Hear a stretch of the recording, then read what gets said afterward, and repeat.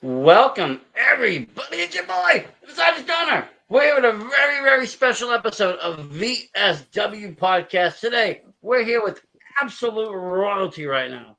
Monarchy, BMT, and Ariel, the king and queen of New England. Welcome. Thank you. Thank you for having us. Thank you. Right off the bat, I have to say, congratulations for capturing gold last night. Thank you Amazing. so much. Thank you so You much. Only a know, matter of time till it happened. It was. It was. I've been watching you guys, I've been watching you guys for a while now in New England, starting and just moving and working your way up. And truly becoming that, becoming the king and queen of New England. And Hmm. I have to say, it's been quite a journey, I feel, for you guys. Yeah, absolutely. It's been quite a long time. We've been doing this over 20 years. Ariel, she's coming close on 25 years. I've been doing this about 18 years. So it's been a long time coming. Getting to somewhere like chaotic wrestling has always been a goal of ours. Previously, they used Ariel, but it was just here and there. And I was never fortunate enough to work for them prior to 2 years ago. And we were just brought in for what was expected to be a brief time, and 2 years later, we're the tag team champions of the biggest promotion in New England. So it says a lot about us. It really does, because it's kind of an exclusive promotion. Not everybody gets to work it. You kind of got to prove yourself to be, at a certain level in wrestling to get there. Um, and again, doing that, making the work, taking the time and, never giving up and keeping, true to yourselves to try to get back and to try to get there as, a more prominent figure. And again, you did it. When you guys first got into wrestling, what made you decide to do it? Why wrestling? So for me, I was always a lifelong fan since I was a little kid. I always knew that only thing I wanted to be was a professional wrestler. So when I got to a certain age, me and my buddies wanted to go to wrestling school. So we made connections with the local promoters. When I lived back in Connecticut, we did ring crews, we did music, we broke down chairs, we did security, anything just to meet the boys to figure out who was the one who had the ring, who can train, who was running a school, and it just went from there. So it was just a matter of living out a lifelong dream. That's awesome.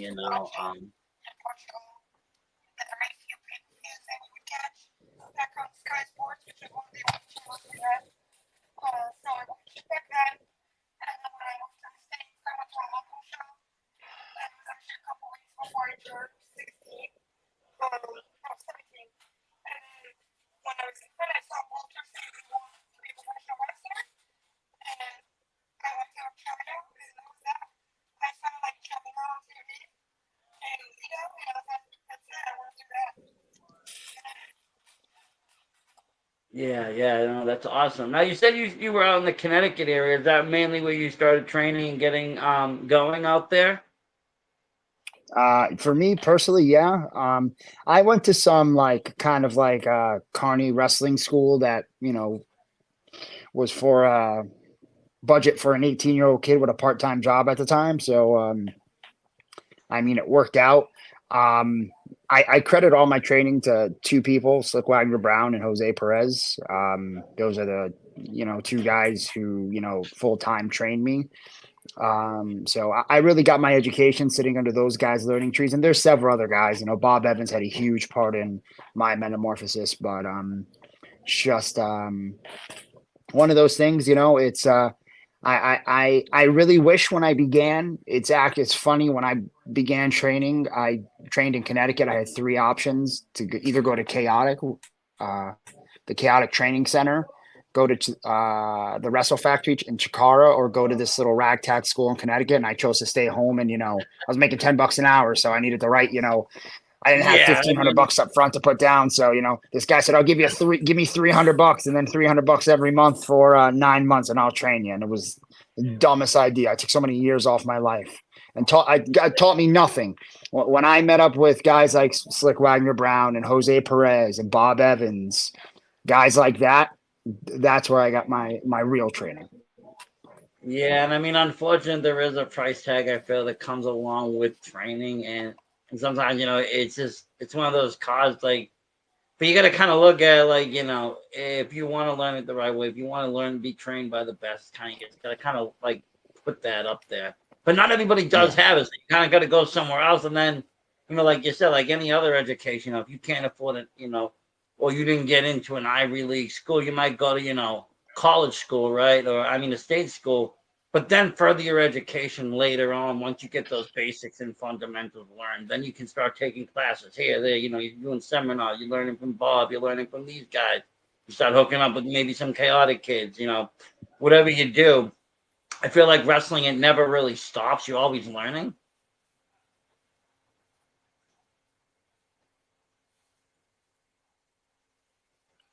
Oh, you still there? Yeah.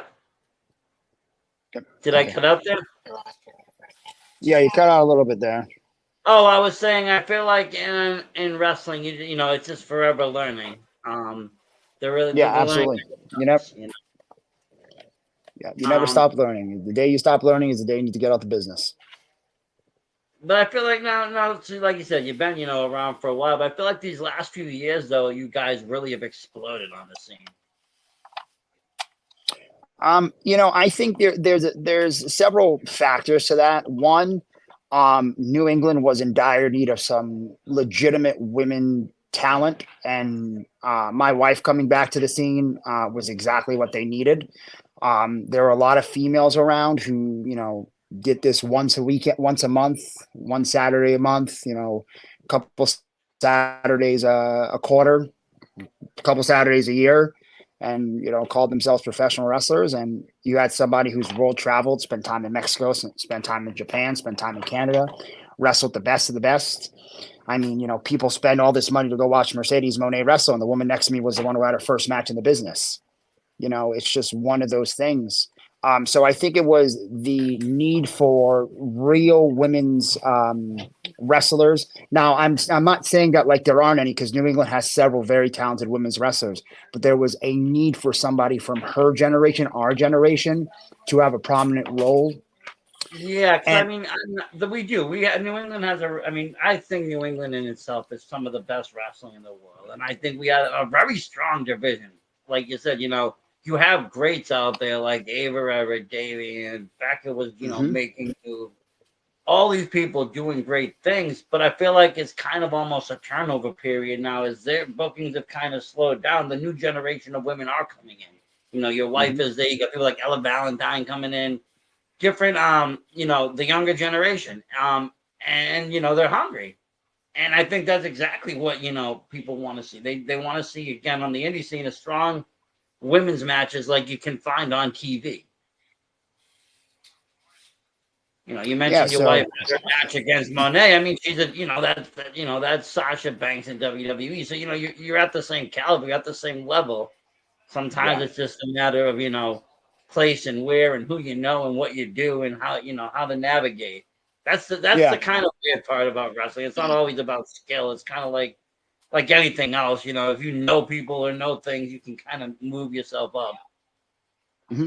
Yeah, it was definitely one of those things.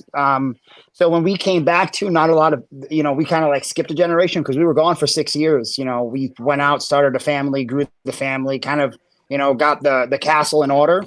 And my wife just dropped her AirPod, smooth move. So Yeah, because I was gonna say, I didn't so really start. I didn't start getting really into indie wrestling till around 2018ish or so. So I didn't really see you guys there probably until after the pandemic. After that came, yeah, Russ so we started to can't. come back maybe about a year after that. Then I started to see your names advertised in different shows across, Proving Ground and NCW places I would go to. And then further, I follow you guys, so I'd see all the different other listings, all the other, promotions, and then again into chaotic and other things. Yeah, We were coming back from the one one match. match. Yeah. Kids to watch us wrestle. Yeah, only one match is supposed to be a one night thing, and I think this year we're doing it. By the end of this year, we would have did close to 100 shows. So yeah, we've been pretty Yeah, busy. like I was gonna say, you're really up there, like kind of everywhere. I see you all like every weekend, really putting in the grind. And how is Yeah. that? Because I mean, I know you do have a family. I have a kid, and like as my kid got a little bit older, I had to like, just as a fan or someone that covers wrestling, I had to like cut down on how many shows I could do. So like, how do you maneuver that with the family? There's a lot of planning, and we do our best. We thankfully have a pretty good support system that is helpful. I'm not in my voice, I lose my voice like every weekend now. But yeah, so thankfully we have a pretty good support system that is pretty good with as far as the kids don't want to come. We pretty much made it out of it a lot of the time. The kids love being part of it. They love watching mom and dad do what they do. And then it's just, he's pretty much in charge of the calendar, and then we just kind of make it work. Pretty much. Couldn't have said it better myself. That's all we can do. Mm-hmm. It's just busy. I mean, life with 6 kids is busy, so it's not like it wasn't busy before. It's just now it's busy with wrestling too. Mm-hmm. Okay, yeah. So I look like the internet cut out for a second there. But yeah, I mean, I've seen the shows where your children are at, and they get right into it. And I think that's great. I love seeing families into it. Again, I've been able now, that he's like around 6. I've been able to bring him to shows and kind of show him why I like wrestling. Because me myself, I grew up, in WWE, 1980s, larger than life characters. Everything was so big, and I wanted to kind of show some of that to my son, and it was kind of hard because wrestling's changed, wrestling's evolved, it's very different. And to go to WWE shows and everything, it's not as easy as it was when I was younger. It's a lot more money, it's a lot more planning, a lot more traveling. So I bring him to him now. I've been bringing him to the indie shows. So I feel like that's where you can find that same excitement for a fraction of the cost. And the talent is right on par, but now he can sit still. And he's been getting into the matches, and watching the different promotions. And again, it makes a difference, once your family gets involved. But again, I commend you guys because like it is a lot of work going out there wrestling all week, and then you got to still, go home, put the kids to bed, all beat up and bruised. It's like that's not easy. Or you gotta imagine carrying 6 kids from a car who are asleep at 2 a.m. Yeah. Yeah, that's harder than the match. Yeah. And you're even at a show tonight, right? You're at RWA tonight. Yeah. So we're in RWA at 21 Traverse Street in Providence, Rhode Island. We'll be wrestling the Dirt City Murder Crew, Ricky Medeiros and Jamie Tucker. It's a big week for us for tag team wrestling. We won the Chaotic Wrestling Tag Team Championships yesterday. We are coming to RWA for tag team wrestling. We show them exactly why.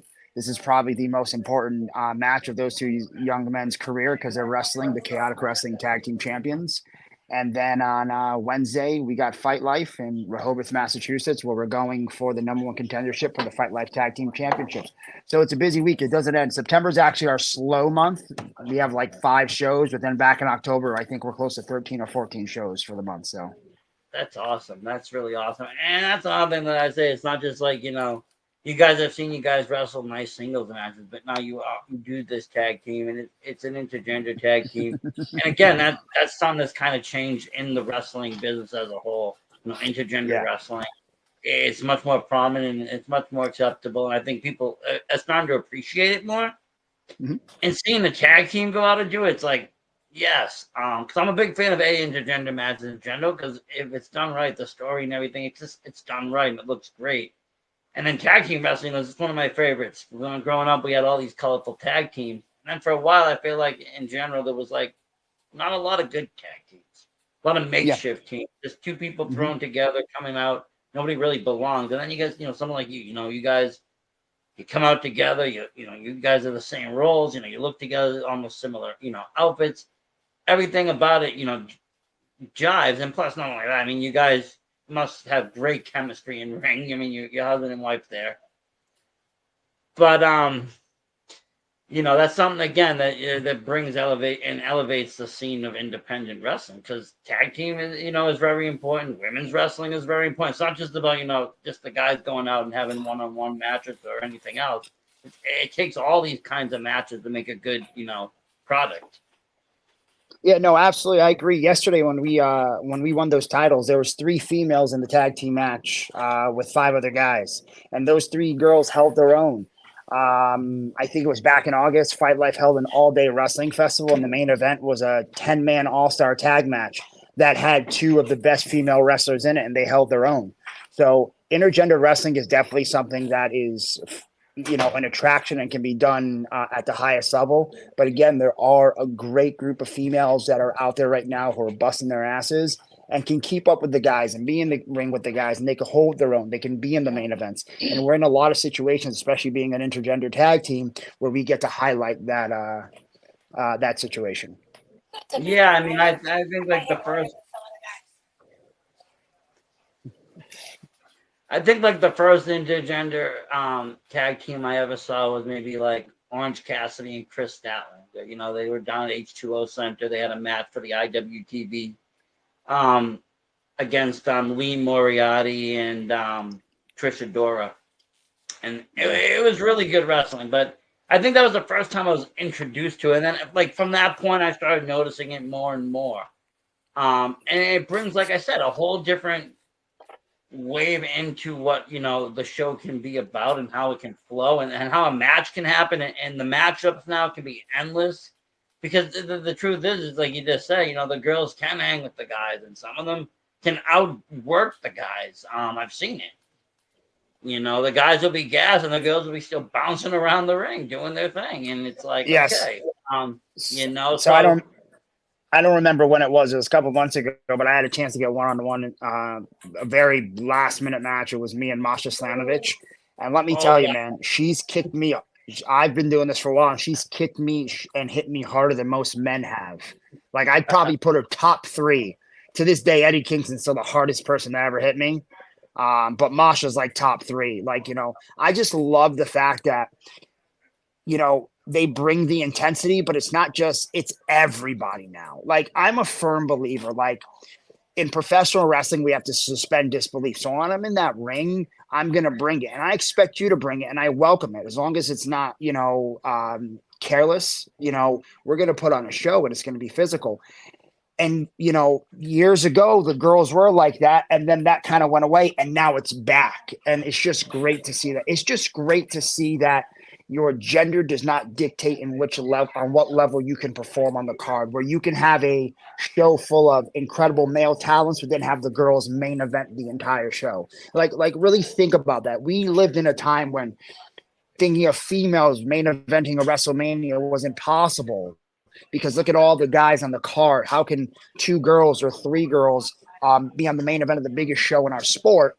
But we've already done that, 3 times already? So, it's just needless to say, it's a much different time, and it's good for everybody involved.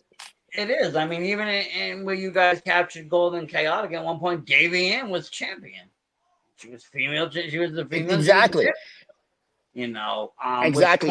If you look at it, wouldn't have happened. Wasn't there.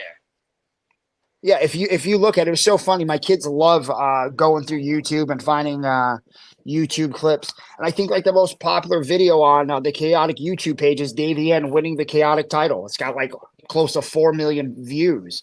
It's just one of those things. She, I think that when Ariel left in 2016, I honestly think Davey Ann was the conduit to the next generation of ladies wrestlers, which is why we were so bummed that when we came back, she was kind of taking a break because she deserves one. And we're so glad to see her back. We think, I can't wait till the 2 of those get in the ring one more time, one-on-one, because I saw it back in 2015 and I was blown away then. And Davey Ann had just started. Imagine with all the experience they both have now, what it could be. So, no, yeah, absolutely. Yeah, it's definitely good. Honestly, a part of that, I think, fun of the indie scene in itself is watching the superstars come up. Like I remember, prior to the pandemic, I went to an NCW show. I remember seeing like Basic Becker come out. She came out very basic.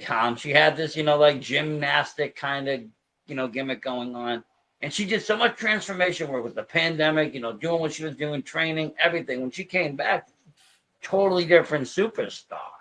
And you see that a lot, and it's not the same as before where it would take people years to get and progress. People are doing it like in months. And even the move come up. People that we see in it today, like in a couple of weeks, might be gone. They might be getting contracted. They might go to AEW. They might be going to TNA, Japan. It's like a lot of people go very fast now. That's good. I like that. I just come from a day and age where you have to build the equity. My son, to think of an example, my youngest son loves AJ Styles, but he only knows AJ Styles from 2016 to 8 years now that he's been in WWE. But I remember AJ Styles taking 18 years to get to the WWE. Like that's we don't see that anymore because these guys are getting such world class training and then going to a performance center and getting world class training. Um, because the people in charge now are the ones who grinded for 10, 12, 14 years and realize what you had to do in order to expedite that process. It still get world-class talent. There's tons of guys on the scene right now, man, that have not been doing this for a long time or have been doing it for a little bit, who are going to be big stars, huge stars. Like, I see guys like Ichiban who've been doing it for a little while. He's signed to MOW and he'll be signed to somewhere big. One of my favorites out there right now is Channing Thomas. Like, number one, like he's one of my favorite, and he's someone that I've watched, start off as like Kimmy Thunder and move his way up and grind his way, and get to where he is now. So, he's probably my favorite guy on the scene right now to watch. And, he's just one of those guys that I know in the next couple of years, we're going to be seeing him on some form of, or some brand of mainstream wrestling. There's a lot of guys in this area,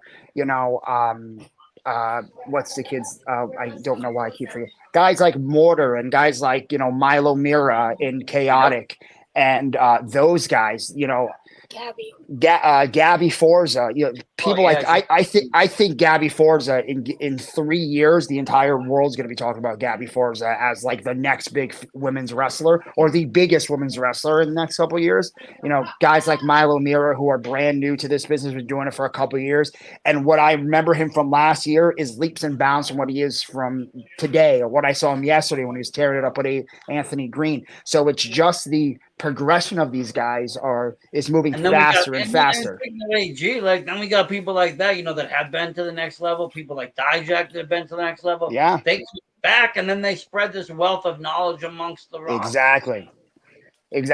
Perfect story. Also come from a time where people pay their dues, and we have people like Stephen Lust. Yeah. Oh, that's another one. Oh, yeah. Another one. Yes. I'm a yeah. We talk about this all the time. Whenever I see Stephen Lust wrestle, he has it. We were just having this conversation. She's doing a show in Mississippi next week, and Stephen Lust is wrestling Chase Del Monte at Proving Ground in Beverly, and Yep. I'm not on the show, but I'm still thinking about making the 2-hour drive from my house just to go watch that match, because as a fan, I'm excited to see that match, especially to see him in that position to be able to wrestle somebody with such experience like Chase. So there's just so many good guys. And I mean, so many good guys. Like it's hard to not name people. You're facing Dirt City Murder Crew, Mike Montero, top superstar out there. And him and Lust gave an amazing match at NCW. Before Johnny.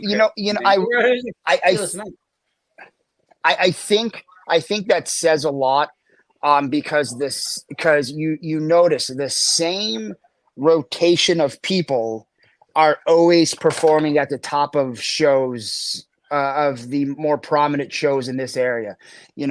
Everywhere you go, you see a BMT and an Ariel, or a Stephen Lust, or an AJP, or a Mike Montero, or a Mike Grassa. There's a group of guys that you always see, and as you go on and you elevate and you go to different parts of New England, so on and so forth, it's the same rotation of guys. I just wish some of the other guys, some of the younger guys, would kind of catch on and be sponges and realize, there's so much knowledge to be taken. And you're not going to get better, like she said, if you're working the same people. And you're seeing a lot of these people on shows, but you're not noticing, like, hey, what are they doing that I'm not doing? Why are they working, 12 weekends in a row, Friday through Sunday, and I'm only working one Saturday every 3 weeks, So there's so many guys right now on the scene that could be beneficial to others, but there's an equal amount of guys who I think in the next couple of years we're not even going to be able to go to your local indie show and see those guys because they're going to be traveling the world. Yeah, I mean, it happens, and we've seen it happen where, like I said, people get, taken. Christian Casanova, he was, out of Chaotic. He's now in, WWE on NXT, Carmelo Hayes doing amazing things. But there was, at one point where we all saw him wrestle his last show, not knowing it. I was actually at the last Evolve show before WWE bought it and the world shut down. And, like, there was a lot of guys on that show that are now in WWE, and it's like we never knew that would be the last time we would see them on the indie scene. But it's one of those things that I was gonna say, I was told that a good way to get better in wrestling is to try to always wrestle someone better than you, or knows better than you, or knows more knowledge than you. That even if you're losing the match, or you have to lose the match, but at least they've been to a better spot than you, then you'll learn something. Is that true? I always tell guys this. Yes, that's true. You do not get better working your friends all the time. You do not get better not watching the show. Like I always tell guys all the time, there's a difference between generations, because my generation, you were at the monitor watching the show. You were seeing what the first match was doing. You were watching the show to see what was out there, what you could learn. And if you weren't in the main event, you were watching the main event to try to figure out why you weren't in the main event, how you can get in the main event. So yes, you can only get better by working those who are better than you, because you have this business, you constantly have to soak up knowledge and expand from that. You have to get it from several different sources. And I'm a firm believer. I tell anybody I work with this, I don't care if we win, if we lose, there's no reason you can't get over and have to go over. It's something that was taught to me a long time ago. If we're focused on the importance of the story that we're telling, then the winner and the loser will matter, but each guy will come out better than they came in. Yeah, it's all about moments. And let's face it, a lot of the times that I've seen you guys have played the bad guy. You're the heel. No one, they're booing you. They're you're getting all the heat. Is that something you guys like? Is that like something you have fun with? I mean, we like it. It's a funny story. When we first came back, since we've been back, it's been 2 years this month. Last month, I was a babyface one time, and I threatened never to come back to a particular promotion if they made me a babyface again. It was not a natural feeling. I'd prefer, if you're going to pay to see me and Ariel, let us be dicks, let us be douchebags, because that's what we're our most natural at. It's perfect. I much rather elicit a negative reaction from a paying audience than try to get them to cheer for me. Eventually, they'll like me enough and be entertained enough as her as heels that they'll eventually cheer me, but then I'll just make them hate me again. So it's just one of those things. You must have fun at like parent teacher conferences and stuff when you gotta like go to the school and see other parents. It's like I even feel fun doing because I run all these shows, I do all this stuff, and then people are like, so what do you do for fun? And I'm just like, do you really want me to sit and tell you about the wrestling, or what do you want to know? You ever find it kind of funny? Like, no, it's funny too, because some of the parents, when we go to a parent-teacher conference, some of those parents, when we go to parent-teacher conference, they know we're wrestlers, so when they come watch us wrestle, so yeah, and that must be kind of funny. And I saw you in NCW at the Big City Rumble, and you guys gave me demolition vibes when you guys drew number 1 and 2. How fun was that? That was kind of a cool moment, I think. Because, it wasn't really expected. You got, you guys are partners. You got to face each other. Every person for themselves, every man and woman for themselves. Business is business. If the bell rings and we're standing across from each other, we know it's just business. By the time we're done and over with and the bell ring to end the match, or our participation is done, we all know it's just business, back onto regular life. So we enjoy it. We have a good time. If I have chemistry with anybody in the ring more than anyone, it's my wife. So it's just one of those things. So it's a good time. I'm a firm believer that when we came back, a lot of people didn't know us, and the one match that definitely put us over the top was in RWA at Legacy 16, the doghouse match, that ended with me getting a weed whacker to my ass. And, I got a kick out of the fact when you went back and watched the raw footage, the roaming camera guy, you can hear him openly laughing in the match because he was entertained. So I think that was the match that kind of let us break through. And guess what? It was against my wife. So I think she knows what she's doing. Yeah, I mean, and that's what I'm saying, and it's only I think gone up from there. Like I said, even you have had, even coming back, have had this kind of arc of success and just getting better and better and better every matches, and opponents and different things. I've even noticed, like I said, even where I get to go in like NCW and stuff, other shows, Proving Ground. These are the shows I kind of frequent. It's in my area. I try to sponsor some of them. So I go out there, and again, like I'm always watching people on the scene, and I see your guys' names listed every weekend on like 2 to 3 shows, and then it's not just like you guys are just showing up. Like you said, most of the time it's like now main eventing or some sort of good story, um, and a good part of the show. So it's again, that wasn't happening just right in the beginning. And I was one of those people that probably I did, like I said, I didn't know you guys prior. I learned, of you, just what you guys have been doing recently, putting, Yeah. Yourselves out there again. And sometimes being the brunt of the jokes. Like I said, you come out, you take the heat. Sometimes you don't always dish it back. It might just be a shut up or whatever. But, the fans are throwing all the hate, but you're still performing 100%. And you're still giving the fans a lot of, I think, excitement. I'm a fan of the bad guy, so I'm always like the one person kind of quietly like cheering and laughing. But I mean that's just me personally. But you guys do have a big match tonight. Again, Dirt City Murder Crew, legends where you're at right now in RWA, total legends. I do have to say. Do you have any like the dirt we've we've been married to the Dirt City Murder Crew since we first came back.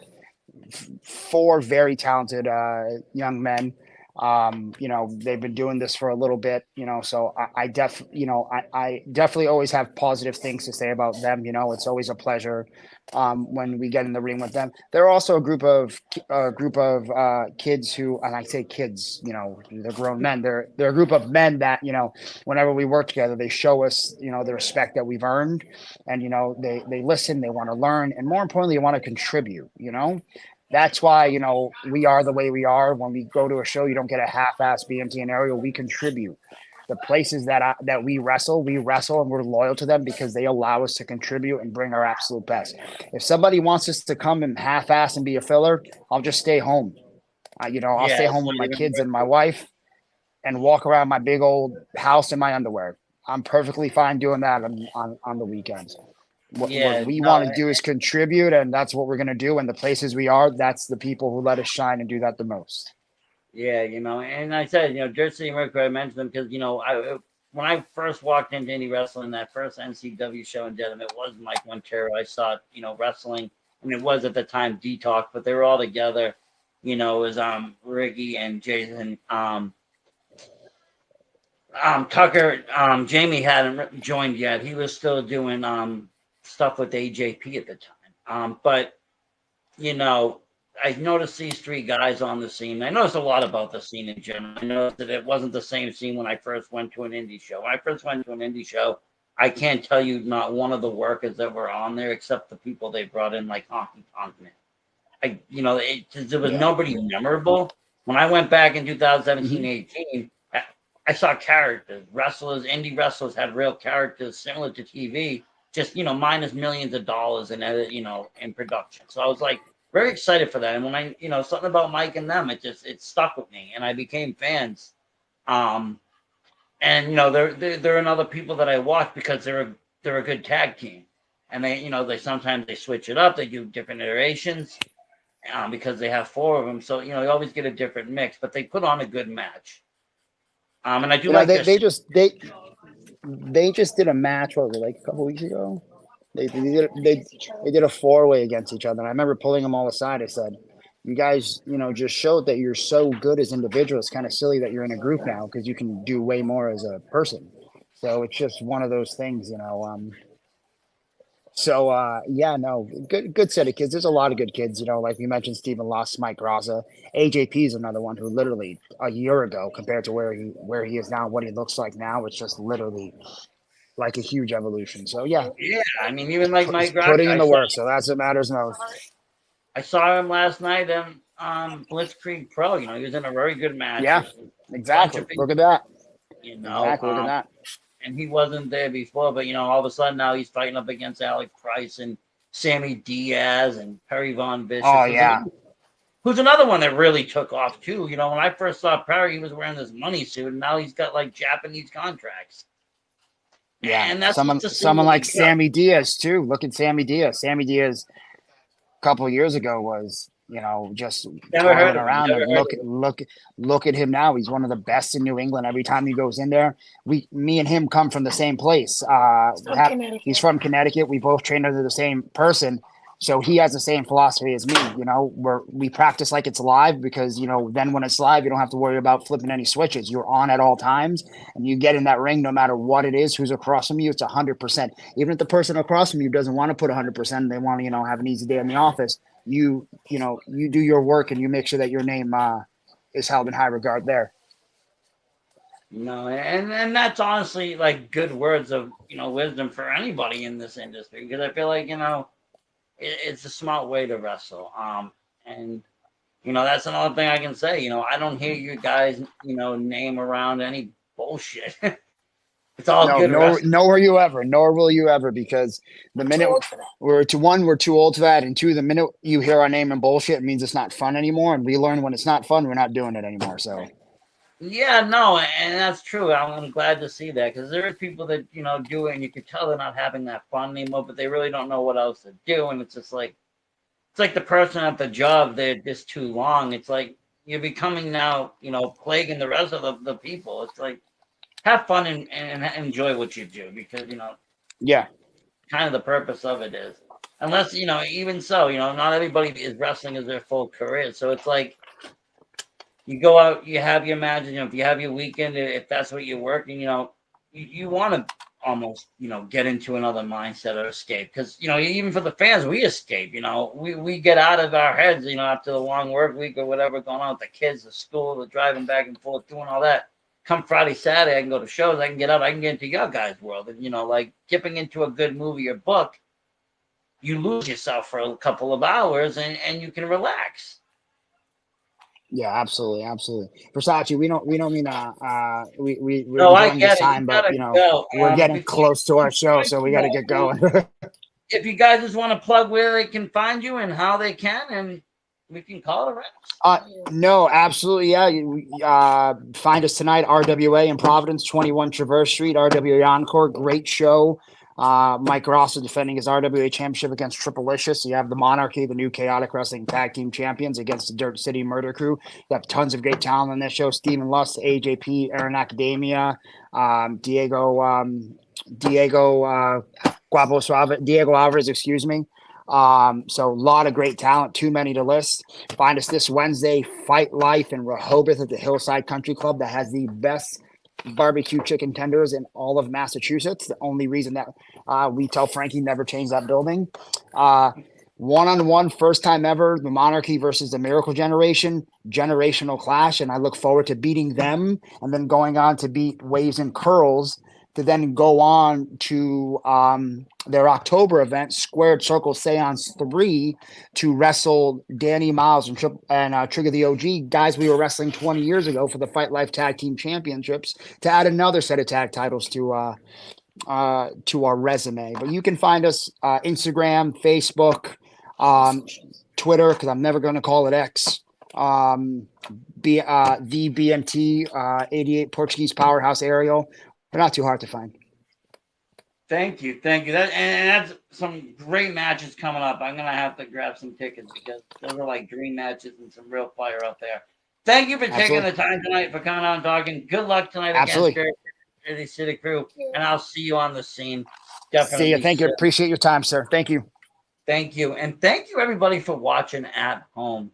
You heard it though. Where you can find them, where you can see the king and queen of indie wrestling. Honestly, check them out. And as always, support indie wrestling. For Sergeant Stoner, out.